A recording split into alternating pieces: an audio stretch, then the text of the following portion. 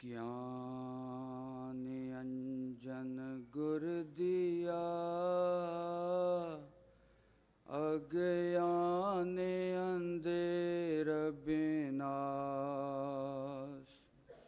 हर कृपा ते संत पेटिया, नानक मन परगास।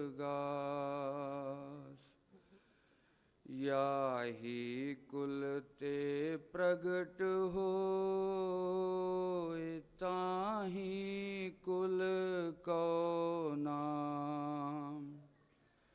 पुन द्वादश गौरिंड को, मेरी है प्रणाम।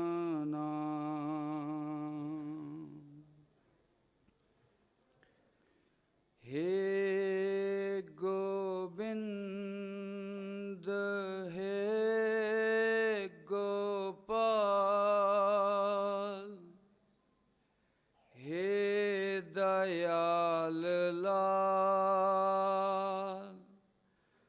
प्राणनाथ अनाथ सखे,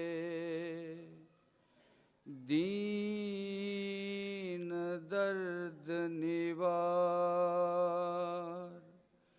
हे सम्राट अगन पूरन, मोहे मया तार। अंधकूप महापयान,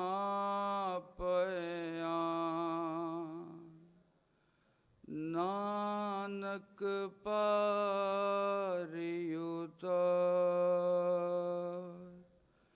नानक पारियुतार।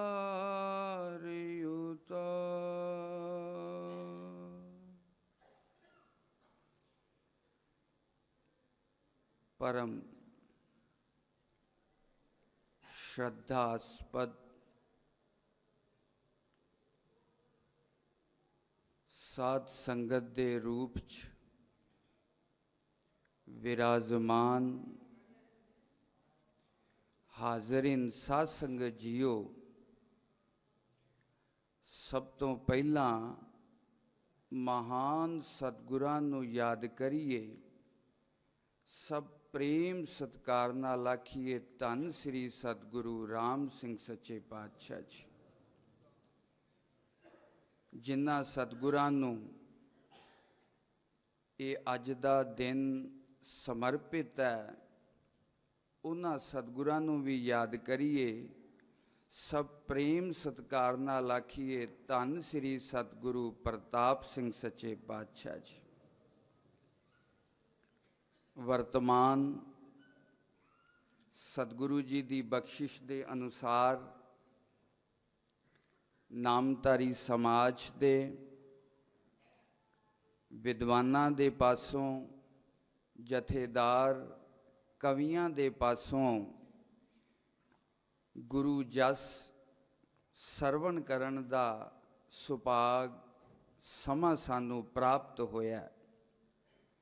सतगुरु जी दे दर्शनां दा आनंद माणदे पे, सिमरन दा आनंद माणदे पे, और देवतियां वर्गी इस साध संगत दे स्पर्श दा आनंद माणदे पे।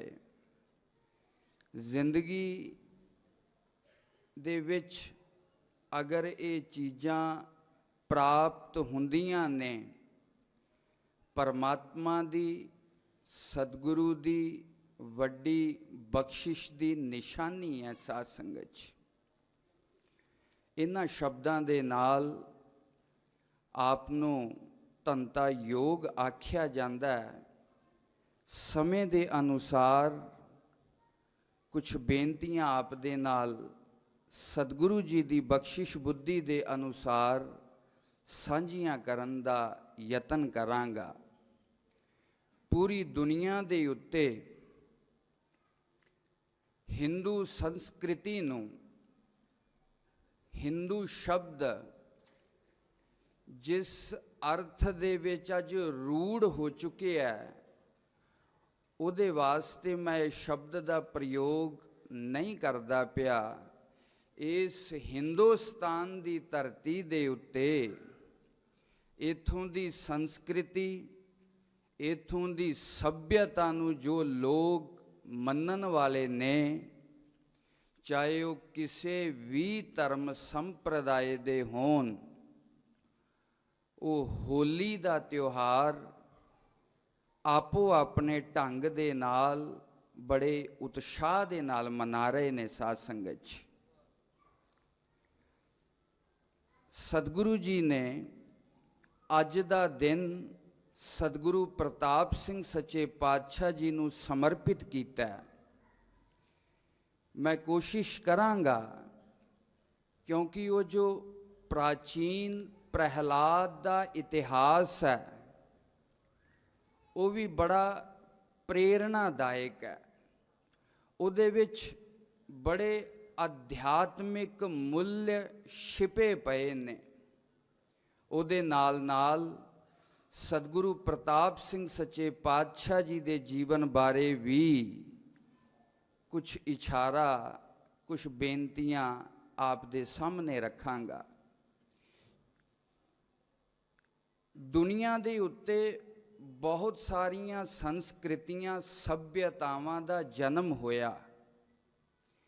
ਅਗਰ ਕੋਈ ਇਤਿਹਾਸ ਦਾ ਵਿਦਿਆਰਥੀ ਇੱਥੇ ਬੈਠਾ, ਲਗਭਗ ਹਿੰਦੁਸਤਾਨ ਦੇ ਉੱਤੇ, ਦੁਨੀਆ ਦੇ ਉੱਤੇ ਸਾਰੀਆਂ ਸੱਭਿਅਤਾਵਾਂ ਮਿਟ ਗਈਆਂ, ਲੇਕਿਨ ਹਿੰਦੁਸਤਾਨ ਦੀ ਜੋ ਸੱਭਿਅਤਾ ਹੈ ਉਹ ਹਜ਼ਾਰਾਂ ਸਾਲਾਂ ਤੋਂ ਅੱਜ ਵੀ ਜੀਵਿਤ ਹੈ।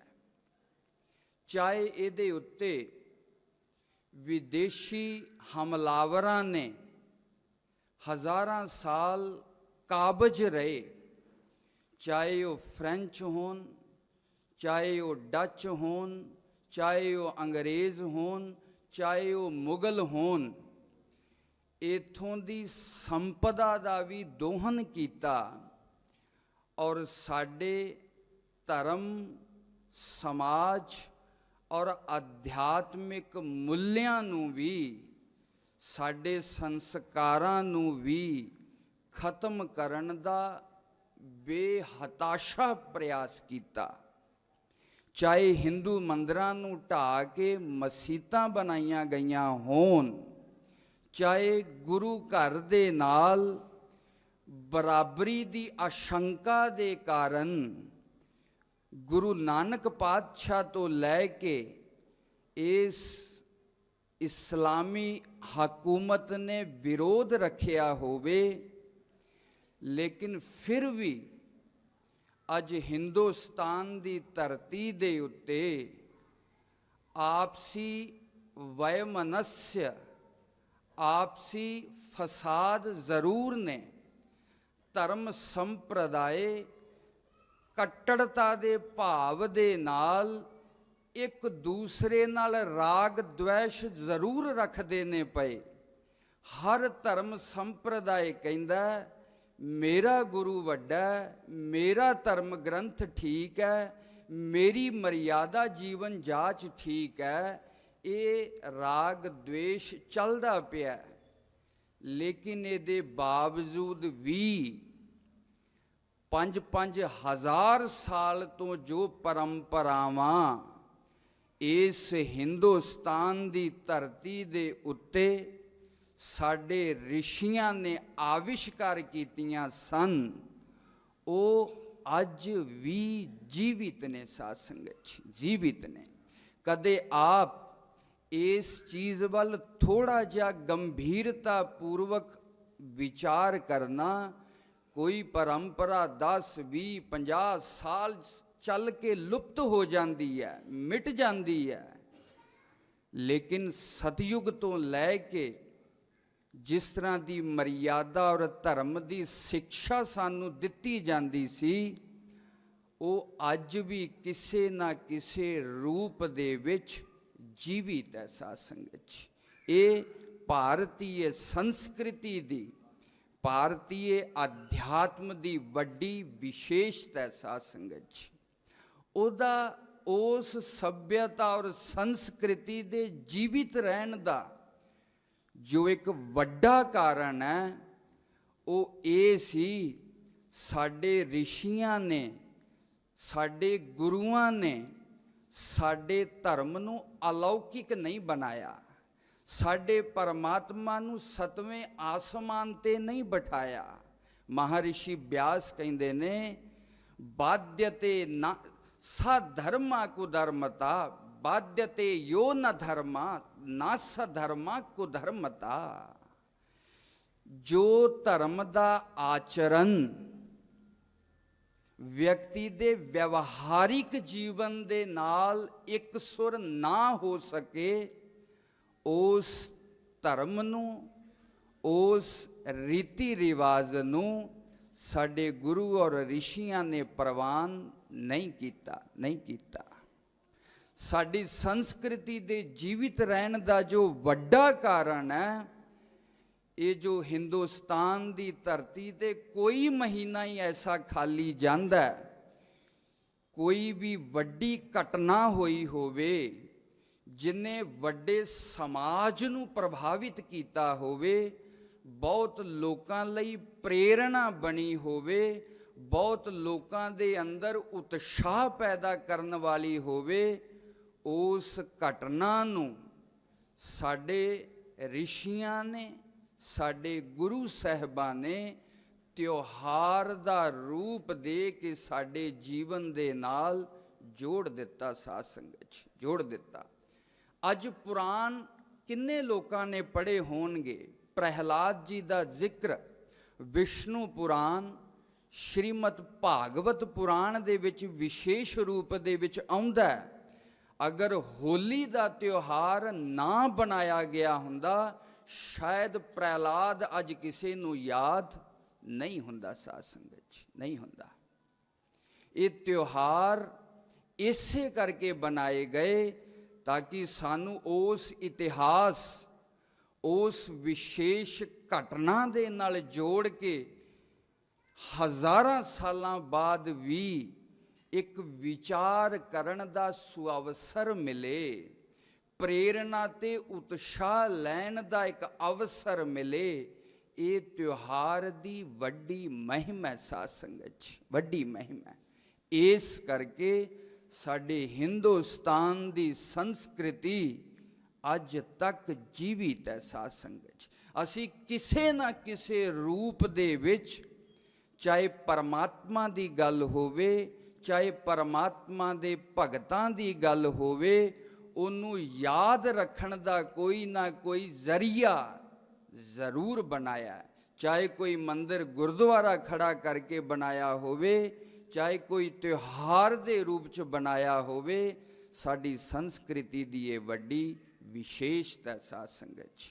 ਮੈਂ ਇਹ ਗੱਲ ਕਹਿਣੀ ਚਾਹਾਂਗਾ, ਆਪਣੀ ਇਸ ਸੰਸਕ੍ਰਿਤੀ ਤੇ ਸਾਨੂੰ ਫਕਰ ਹੋਣਾ ਚਾਹੀਦਾ ਹੈ।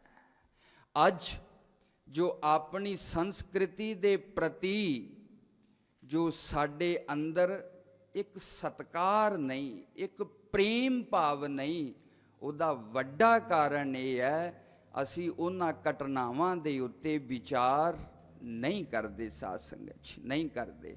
ਜਦੋਂ ਅੰਮ੍ਰਿਤ ਵੇਲੇ ਇਸ ਪ੍ਰਤਾਪ ਮੰਦਰ ਦੇ ਵੱਲ ਚਾਹੇ ਬੱਚਾ, ਚਾਹੇ ਬੁੱਢਾ, ਚਾਹੇ ਨੌਜਵਾਨ ਹੈ, ਇਸਤਰੀ ਹੈ, ਪੁਰਸ਼ ਹੈ, ਸਨੇ ਕੇਸੀ ਇਸ਼ਨਾਨ ਕਰਕੇ ਹੱਥ 'ਚ ਮਾਲਾ ਫੜ ਕੇ ਜਦੋਂ ਮੈਂ ਅੰਮ੍ਰਿਤ ਵੇਲੇ ਦੇਖਦਾ ਇਸ ਪਾਸੇ ਵੱਲ ਨੂੰ ਭੱਜਦੇ ਨੇ। ਜਰਾ ਉਸ ਗੱਲ ਨੂੰ ਮਹਿਸੂਸ ਕਰਨ ਦਾ ਆਪਾਂ ਯਤਨ ਕਰੀਏ, ਉਸ ਵੇਲੇ ਸਾਡੇ ਸਾਰਿਆਂ ਦੀ ਮਨਾਂ ਦੀ ਦਸ਼ਾ ਕਿਸ ਤਰ੍ਹਾਂ ਦੀ ਹੁੰਦੀ ਹੈ। ਸਤਿਗੁਰੂ ਦੇ ਦਰਸ਼ਨਾਂ ਦੀ ਅਭਿਲਾਸ਼ਾ, ਸਾਧ ਸੰਗਤ ਦੇ ਵਿੱਚ ਆਉਣ ਦੀ ਚਾਹ, ਸਿਮਰਨ ਕਰਨ ਦਾ ਉਸ ਰਸ ਦਾ ਆਸਵਾਦਨ ਕਰਨ ਦੀ ਜੋ ਇੱਛਾ ਹੁੰਦੀ ਹੈ, ਮੈਂ ਦੇਖਦਾ ਸਭ ਬੜੀ ਤੇਜ਼ੀ ਦੇ ਨਾਲ ਹੱਥਾਂ 'ਚ ਮਾਲਾ ਫੜ ਕੇ ਭੱਜੇ ਆਉਂਦੇ ਨੇ। इन्हां चीज़ां नूं देखिया करिए, महसूस करिया करिए, ਤਾਂ ਹੀ ਇਸ ਸੰਸਕ੍ਰਿਤੀ ਦੇ ਪ੍ਰਤੀ, ਇਸ ਨਾਮਧਾਰੀ ਮਰਿਆਦਾ ਦੇ ਪ੍ਰਤੀ, ਇਸ ਦੇਵਤਿਆਂ ਵਰਗੇ ਪਹਿਰਾਵੇ ਦੇ ਪ੍ਰਤੀ, ਔਰ ਇਹ ਜੋ ਮਿਲ ਕੇ ਆਪਣੇ ਸਤਿਗੁਰੂ ਦੇ ਨਾਲ ਜੋ ਸਾਨੂੰ ਸਿਮਰਨ ਕਰਨ ਦਾ, ਕੀਰਤਨ ਕਥਾ ਸੁਣਨ ਦਾ ਅਵਸਰ ਮਿਲਦਾ, ਇਹ ਸੱਚਮੁੱਚ ਅੱਜ ਦੁਨੀਆ ਜਿਸ ਗਤੀ ਦੇ ਨਾਲ ਅੱਗੇ ਵੱਧਦੀ ਜਾ ਰਹੀ ਹੈ, विकास के नाम ते व्यक्ति जो मूल्य और चरित्रहीन हुंदा जा रहा है, उत्थे साडियां पीढ़ियां नूं सुरक्षित करन दा इस तो वधिया जरिया होर कोई नहीं हो सकता। सासन नहीं हो सकता। जो समाज, जो व्यक्ति अपनी मर्यादा और संस्कृति के प्रति आदर नहीं रखता, वो किसी भी धर्म की साधना नहीं कर सकता। साध संगत नहीं कर सकता। इस करके अपने इन्हां मूल्यों के नाल आपां प्रेम करिए, प्रेम करिए।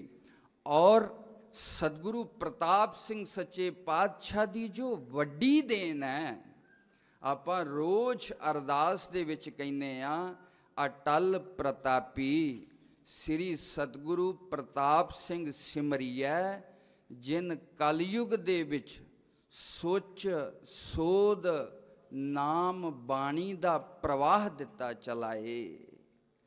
सतगुरु राम सिंह सच्चे पातशाह दे प्रदेश गमन तो बाद इस नामधारी समाज दे उत्ते उस अंग्रेजी हकूमत दे द्वारा जो सख्ताइयां आईयां, सतगुरु हरि सिंह सच्चे पातशाह इस सिੱਖੀ ਦਾ प्रचार इन्नी खुलता दे नाल नहीं कर सके। बड़ियां पाबंदियां दे बावजूद सतगुरु हरि सिंह सच्चे पातशाह की वड्डी देन, चाहे उन्होंने प्रचार ते नहीं किया इन्ना, लेकिन जिन्ना भी अवसर मिलता रहा, चाहे इस भैणी साहब की धरती ते होवे जां अंग्रेज़ हकूमत दे कोलों आग्या लैके बाहर जाण दा मौका मिलता होवे, सतगुरु राम सिंह सच्चे पातशाह जी दी दसी हुई इस मर्यादा नूं उस वेले सांभ के रखना ही एक बहुत वड्डा काम सी। साध संगत लेकिन जदों श्री सतगुरु प्रताप सिंह सच्चे पातशाह दा अवसर आया, उस वेले ही जन जन तक पूरी निडरता दे नाल, पूरी खुल दे नाल इस मर्यादा दा प्रचार प्रसार करना श्री सतगुरु प्रताप सिंह सच्चे पातशाह जी दे हिस्से दे विच आया। सतगुरु जी ने आप अपने जीवन दे विच इस तरह की घालना घाल के विखाई। माता जीवन कौर जी नूं कहिंदे ने, माता जी मैं बासी नहीं खानी, मैं ताजी करके खानी है। इतिहास आप जाणो, मैं संक्षेप दे नाल आप दे सामने रखनी है। जदों 17 साल की आयु दे विच सतगुरु जी इस गुरु नानक पातशाह दे तखत ते विराजमान होए, उस वेले वड्डी उम्र दे सिख जिन्हां नूं सतगुरु जी ने बचपन च अपने अखां दे नाल वेखिया, उन्हां दे कोल खेडे, वो जदों मत्था टेकदे सन एक संकोच दा भाव पैदा हुंदा सी।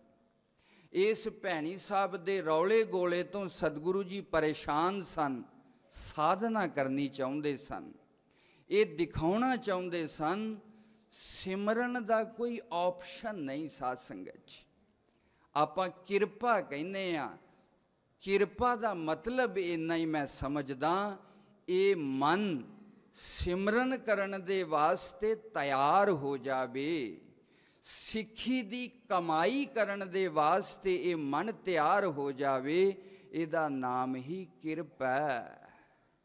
होर जे कोई व्यक्ति कवे कि सिमरन तो बिना, अपनी साधना तो बिना, खिमा रखना, सतगुरु की प्रसन्नता प्राप्त नहीं हुंदी। साध संगत जी नहीं हुंदी।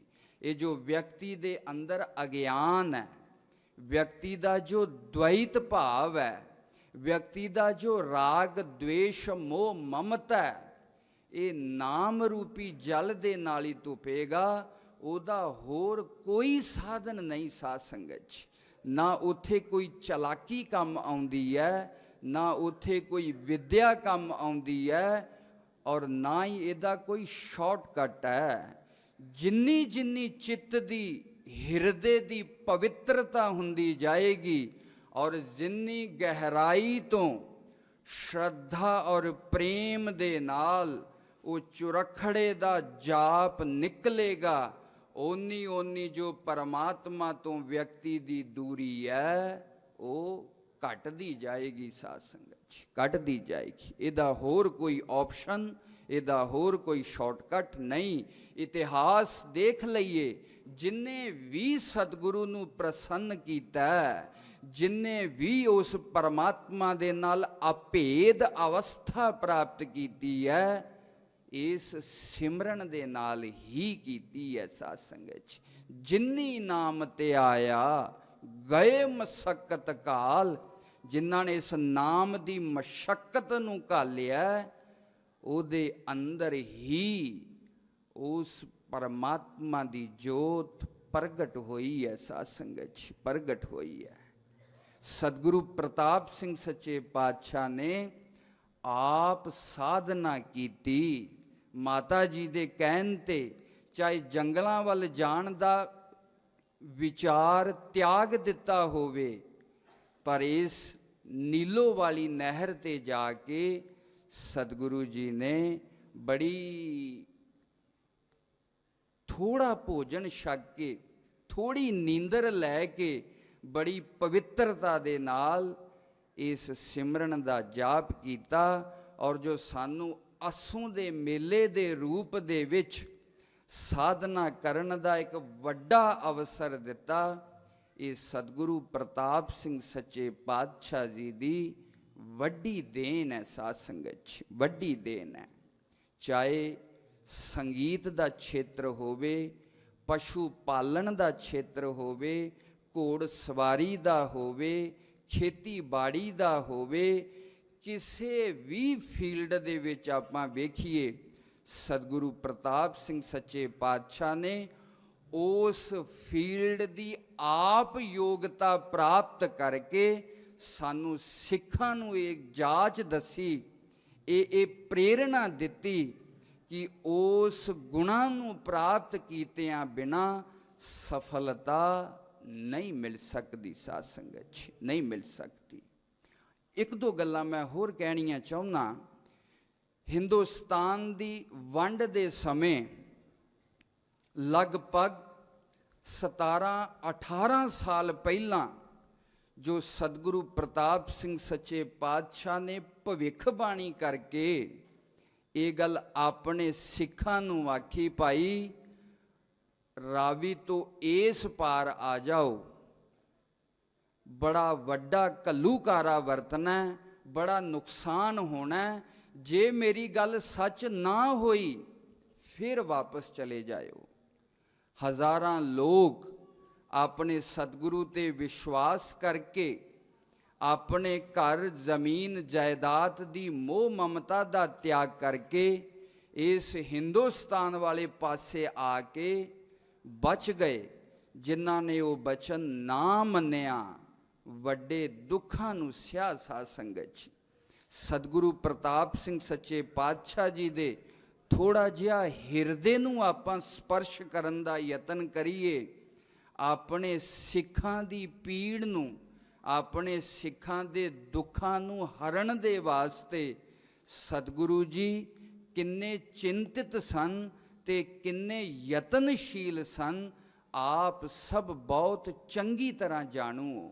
बार बार आप जाके सतगुरु जगजीत सिंह सच्चे पातशाह जी नूं भेज के जां होर सिखां नूं भेज के बार बार इस गल दे उत्ते जोर दिता, इस वड्डे दंगे फसाद तो आपां बच जाइए।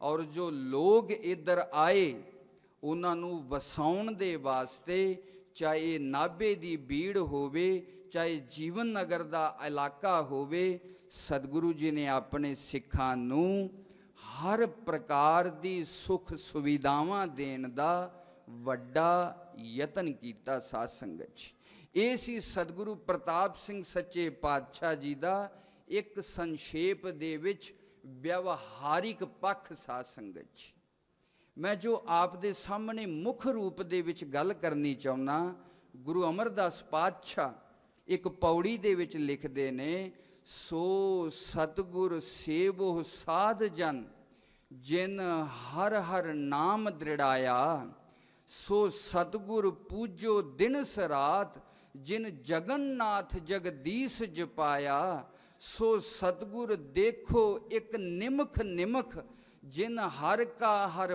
ਪੰਥ ਬਤਾਇਆ, ਸੋ ਸਤਿਸ ਸਤਿਗੁਰ ਕੇ ਸਭ ਪੱਗੀ ਪਵੋ ਜਿਨ ਮੋਹ ਅੰਧੇਰ ਚੁਕਾਇਆ, ਸੋ ਸਤਿਗੁਰ ਕਹੋ ਸਭ ਧਨ ਧਨ ਜਿਨ ਹਰ ਭਗਤ ਭੰਡਾਰ ਲਹਾਇਆ। ਗੁਰੂ ਅਮਰਦਾਸ ਪਾਤਸ਼ਾਹ ਦੀ ਇਸ ਪੌੜੀ ਨੂੰ ਸਤਿਗੁਰੂ ਪ੍ਰਤਾਪ ਸਿੰਘ ਸੱਚੇ ਪਾਤਸ਼ਾਹ ਨੇ ਯਥਾਰਥਤਾ ਦੇ ਵਿੱਚ ਬਦਲ ਕੇ ਦਿਖਾਇਆ।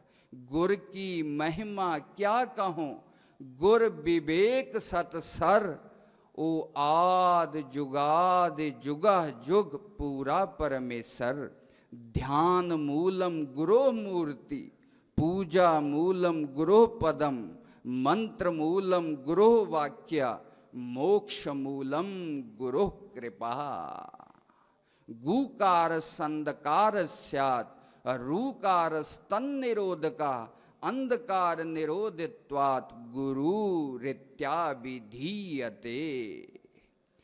ਗੁਰੂ ਔਰ ਸਿੱਖ ਦਾ ਜੋ ਨਾਤਾ ਹੈ, ਗ੍ਰਸਤੀਆਂ, ਗ੍ਰਸਤ ਦੀ ਆਪਣੀ ਇੱਕ ਜ਼ਰੂਰਤ ਹੈ, ਗ੍ਰਸਤ ਮਾਰਗ ਦੀ ਆਪਣੀ ਇੱਕ ਮੰਗ ਹੈ।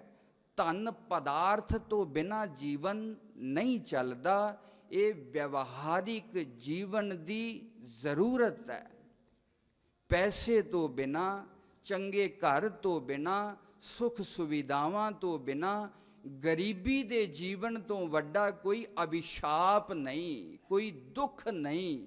ਸਤਿਗੁਰੂ ਪ੍ਰਤਾਪ ਸਿੰਘ ਸੱਚੇ ਪਾਤਸ਼ਾਹ ਨੇ ਇਸ ਗ੍ਰਸਤੀ ਦੀਆਂ, ਜਾਂ ਮੈਂ ਕਹਾਂ ਵਿਵਹਾਰਿਕ ਲੋੜਾਂ ਨੂੰ ਪੂਰਾ ਕਰਨ ਦਾ ਹਮੇਸ਼ਾ ਪ੍ਰਯਾਸ ਕੀਤਾ। ਸਤਿਗੁਰੂ ਰਾਮ ਸਿੰਘ ਸੱਚੇ ਪਾਤਸ਼ਾਹ ਦਾ ਇਹ ਦਰ ਲੋੜਵੰਦਾਂ ਦੇ ਵਾਸਤੇ, ਜ਼ਰੂਰਤਮੰਦਾਂ ਦੇ ਵਾਸਤੇ ਹਮੇਸ਼ਾ ਖੁੱਲ੍ਹਿਆ ਰਿਹਾ ਔਰ ਹਮੇਸ਼ਾ ਖੁੱਲ੍ਹਿਆ ਰਹੇਗਾ। ਸਾਧ ਸੰਗਤ ਜੀ, ਰਹੇਗਾ। ਲੇਕਿਨ ਅਧਿਆਤਮਿਕ ਦ੍ਰਿਸ਼ਟੀ ਦੇ ਨਾਲ ਜੋ ਗੁਰੂ ਔਰ ਸਿੱਖ ਦਾ ਨਾਤਾ ਹੈ, ਉੱਥੇ ਚਾਹੇ ਵਿਵਹਾਰਿਕ ਜ਼ਰੂਰਤਾਂ ਪਿੱਛੇ ਰਹਿ ਜਾਣ, ਘਰ-ਬਾਰ ਵੀ ਚਾਹੇ ਵਿਕ ਜਾਵੇ, ਪਰਿਵਾਰਿਕ ਰਿਸ਼ਤੇ ਨਾਤੇ ਵੀ ਚਾਹੇ ਛਿੰਨ ਭਿੰਨ ਹੋ ਜਾਣ, ਲੇਕਿਨ ਸਤਿਗੁਰੂ ਸਿੱਖ ਦੀ ਉਸ ਪਰਮਾਤਮਾ ਦੇ ਨਾਲ ਲਿਵ ਜੋੜਦੇ ਨੇ। ਸਤਿਗੁਰੂ ਦਾ ਵੱਡਾ ਕੰਮ ਹੈ ਇੱਕ ਵਿਸ਼ੇਸ਼ ਪ੍ਰਕਾਰ ਦੀ ਜੀਵਨ ਜਾਂਚ ਦੇ ਵਿੱਚ ਢਾਲ ਕੇ ਸਿੱਖ ਨੂੰ ਇਸ ਤਰ੍ਹਾਂ ਦਾ ਤਿਆਰ ਕਰ ਦੇਣਾ, ਤਾਂ ਕਿ ਉਹਦੇ ਰੋਮ ਰੋਮ ਦੇ ਵਿੱਚੋਂ ਉਸ ਪਰਮਾਤਮਾ ਦੀ ਯਾਦ ਨਿਕਲੇ। ਸਾਧ ਸੰਗਤ ਜੀ, ਯਾਦ ਨਿਕਲੇ। ਅਗਰ ਕੋਈ ਸਤਿਗੁਰੂ ਦੇ ਕੋਲ ਆ ਕੇ ਕੇਵਲ ਦੁਨਿਆਵੀ ਲੋੜਾਂ ਦੀ ਹੀ ਯਾਚਨਾ ਕਰਦਾ, ਫਿਰ ਉਹਨੇ ਸਤਿਗੁਰੂ ਨੂੰ ਸਤਿਗੁਰੂ ਦੇ ਰੂਪ ਦੇ ਵਿੱਚ ਨਹੀਂ ਜਾਣਿਆ। ਸਾਧ ਸੰਗਤ ਜੀ, ਹੋ ਸਕਦਾ ਇਹ ਦੁਨਿਆਵੀ ਲੋੜਾਂ ਕਿਸੇ ਹੋਰ ਦਰ ਤੋਂ ਵੀ ਪ੍ਰਾਪਤ ਹੋ ਜਾਣ, ਪਰ ਜੋ ਮਨ ਦੀ ਨਿਰਮਲਤਾ ਹੈ, ਇਹ ਜੋ ਮੋਹ ਮਮਤਾ ਨੂੰ ਕੱਟਣਾ, ਇਹ ਜੋ ਅਹੰਕਾਰ ਦਾ ਢਿੱਲਾ ਪੈਣਾ, ਇਹ ਬਿਨਾਂ ਸਤਿਗੁਰੂ ਦੀ ਸ਼ਰਨ ਆਇਆਂ ਤੋਂ ਸੰਭਵ ਨਹੀਂ ਹੋ ਸਕਦਾ। ਸਾਧ ਸੰਗਤ ਜੀ, ਨਹੀਂ ਹੋ ਸਕਦਾ। ਇਹਨੂੰ ਅਗਰ ਮੈਂ ਥੋੜਾ ਜਿਹਾ ਪ੍ਰਹਿਲਾਦ ਦੇ ਨਾਲ ਜੋੜਾਂ, ਅਗਰ ਆਪ ਭਗਤ ਪ੍ਰਹਿਲਾਦ ਦੇ ਜੀਵਨ ਨੂੰ ਪੜ੍ਹੋਗੇ, ਮੁੱਖ ਰੂਪ ਦੇ ਵਿੱਚ ਦੋ ਸਿੱਖਿਆ ਮੈਂ ਆਪ ਦੇ ਸਾਹਮਣੇ ਰੱਖਣੀਆਂ ਚਾਹੁੰਦਾ।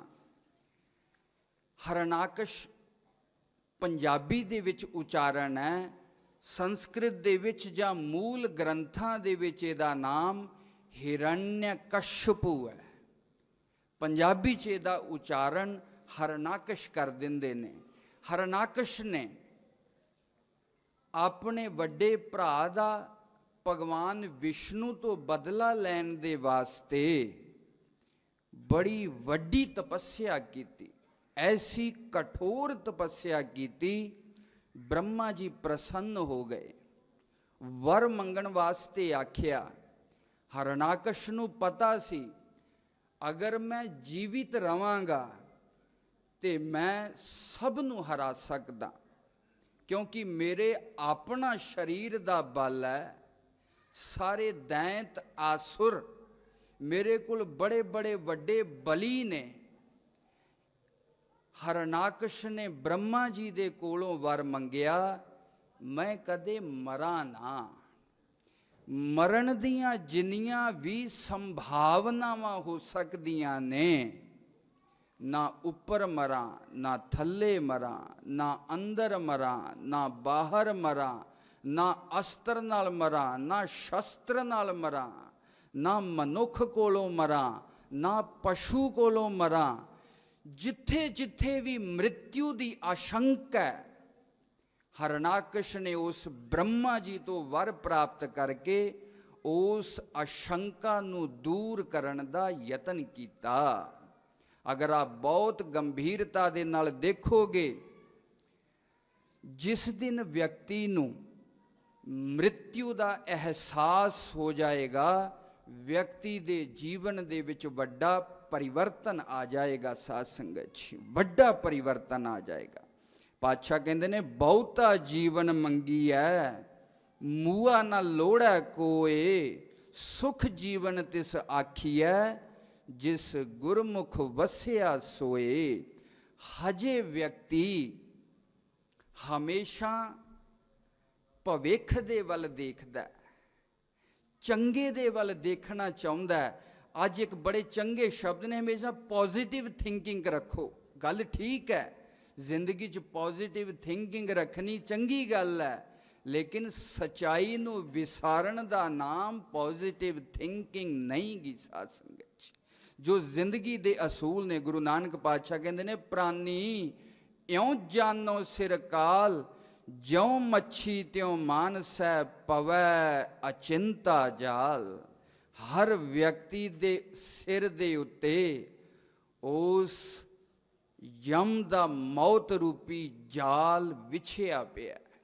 ਜਿਸ ਤਰ੍ਹਾਂ ਇੱਕ ਤਲਾਬ ਦੇ ਵਿੱਚ ਮੱਛੀਆਂ ਪਰਿਵਾਰ ਦੇ ਨਾਲ ਹਟਕੇਲੀਆਂ ਕਰਦੀਆਂ ਨੇ, ਕਦੇ ਉੱਪਰ, ਕਦੇ ਥੱਲੇ, ਕਦੇ ਇੱਧਰ, ਕਦੇ ਉੱਧਰ। ਅਚਾਨਕ ਇੱਕ ਮਛੁਆਰਾ ਆਉਂਦਾ, ਜਾਲ ਸੁੱਟਦਾ, ਸਾਰੀਆਂ ਮੱਛੀਆਂ ਨੂੰ ਫਸਾ ਕੇ ਲੈ ਜਾਂਦਾ। ਇੱਕ ਛਣ ਦੇ ਵਿੱਚ ਜ਼ਿੰਦਗੀ ਦੇ ਮਾਇਨੇ ਬਦਲ ਜਾਂਦੇ ਨੇ। ਸਾਧ ਸੰਗਤ ਜੀ, ਇਸੇ ਪ੍ਰਕਾਰ ਗੁਰੂ ਨਾਨਕ ਪਾਤਸ਼ਾਹ ਕਹਿੰਦੇ ਨੇ, ਹਰ ਵਿਅਕਤੀ ਦੇ ਸਿਰ ਦੇ ਉੱਤੇ ਉਹ ਅਚਿੰਤਾ ਜਾਲ ਪਿਆ ਮੌਤ ਦਾ। ਜਿਸ ਦਿਨ ਵਿਅਕਤੀ ਨੂੰ ਮੌਤ ਦਾ ਅਹਿਸਾਸ ਹੋਣ ਲੱਗ ਜਾਏਗਾ, ਉਸ ਦਿਨ ਵਿਅਕਤੀ ਦੇ ਜ਼ਿੰਦਗੀ 'ਚ ਕ੍ਰਾਂਤੀ ਹੋ ਜਾਏਗੀ। ਅਗਰ ਮੈਂ ਕਹਿ ਦਵਾਂ, ਜਿਸ ਦਿਨ ਵਿਅਕਤੀ ਨੂੰ ਮੌਤ ਦੀ ਸੋਝੀ ਪੈ ਜਾਏਗੀ, ਉਸ ਦਿਨ ਵਿਅਕਤੀ ਸਵਾਸ ਸਵਾਸ ਪਰਮਾਤਮਾ ਦਾ ਸਿਮਰਨ ਕਰਨ ਲੱਗ ਜਾਂਦਾ ਹੈ। ਵਿਅਕਤੀ ਦਿਮਾਗ ਦੇ ਨਾਲ ਸੋਚਦਾ, ਇਹਦੇ ਕੋਲ ਇਨਫੋਰਮੇਸ਼ਨ ਹੈ, ਸੂਚਨਾ ਹੈ, ਦੂਸਰੇ ਨੂੰ ਦੱਸ ਵੀ ਦਿੰਦੇ ਆਪਾਂ ਮੇਰੀ ਤਰ੍ਹਾਂ ਕਿ ਸਭ ਨੇ ਮਰਨਾ ਹੈ, ਸੰਸਾਰ ਤੇ ਕਿਹੜਾ ਰਿਹਾ, ਪਰ ਉਹ ਦਿਮਾਗੀ ਸੂਚਨਾ ਦਿਲ ਤੱਕ ਅਸਰ ਨਹੀਂ ਕਰਦੀ। ਸਾਧ ਸੰਗਤ ਜੀ, ਕਿਉਂ? ਕਿਉਂਕਿ ਸਹੀ ਢੰਗ ਦੇ ਨਾਲ ਉਹਦੇ ਉੱਤੇ ਵਿਚਾਰ ਨਹੀਂ ਗਾ। ਸਾਧ ਸੰਗਤ ਜੀ, ਮੌਤ ਦਾ ਮਤਲਬ ਕੀ ਹੈ? ਸਿਰਫ ਸਰੀਰ ਦਾ ਮਰਨਾ ਮਾਤਰ ਨਹੀਂ।